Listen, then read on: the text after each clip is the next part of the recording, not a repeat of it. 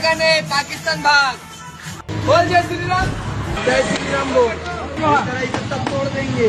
জয় শ্রীরাম না বললেই খেতে হবে লাঠির বাড়ি, মুসলিম হলেই চলে যেতে হবে পাকিস্তানে। দিনের আলোয় বাজার এলাকায় লাঠি হাতে এভাবেই তাণ্ডব চালালো এক দুষ্কৃতী।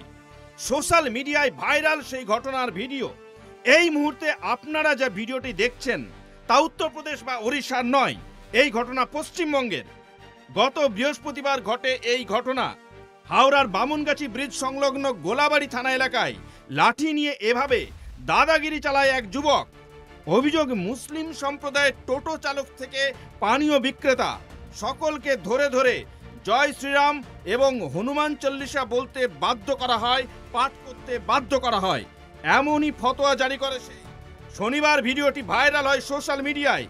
তারপরে আজ গোলাবাড়ি থানায় দায়ের করা হয়েছে এফআইআর। অভিযোগ পেয়ে গোলাবাড়ি থানার পুলিশ অভিযুক্ত ব্যক্তিকে হেফাজতে নিয়েছে। এই দাদাগিরি কোনো রাজনৈতিক দলের হাত রয়েছে তা এখনো স্পষ্ট নয়। KTV Shorts।